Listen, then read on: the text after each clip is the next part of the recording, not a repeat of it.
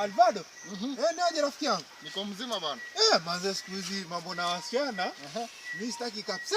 Mimi nilikuja ikakuaje basi? Ya. Bana. Nilikuwa na mtoto wangu mzuri sana. Lakini acha join campus. Nikakuaje? Ya. Ile heartbreak yenye nimekula hapo. Hata usiseme. Sasa usikii siku hizi. Ukishatuma hata fare.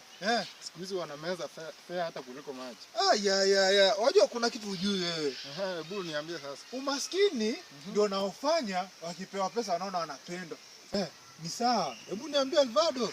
Naje ilikuwaje ule demu wako mwenye alikupiga heartbreak? Sasa unajua huyo demu nilikuja nikampea kofia. Sasa after hapo nikaenda kufuata kofia yangu kesho yake. Ukumbuke ile siku mvua ilikuwa imeisha nikakwambia ukaniambia sijui ulikuwa unaenda wapi. Nimekumbuka sasa hiyo siku nikaenda kwa kina huyo demu. Sasa kufika huko nikampigia simu achukue. Nikanyeshewa hapo kwa njia. Nikanyeshewa akuji. Hivyo pia nilikuwa nishampea sweta. Na huyo siku hatujaongea nampigia simu anaona ni kama nampigia anaiangalia hajawahi piga. Sasa kwa hivyo kofia ndio ilifanya sasa paka ashiki simu yako. Sasa mimi nashindwa. Kwani kofia hawezi enda sokoni. Wewe unasema nini wewe? Juzi nimeenda dukani. Kanunua jaketi yangu 1500. My friend. Wacha niende pale nijikinge. Nipatane na demu.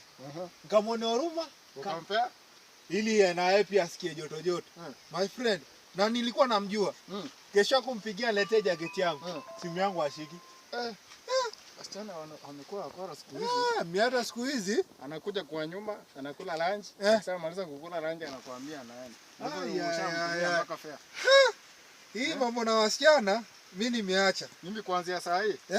Akiniambia ananyesha, namwambia niko na mwafuli na kampuni. Mimi nimeachana nao sasa. Sawa.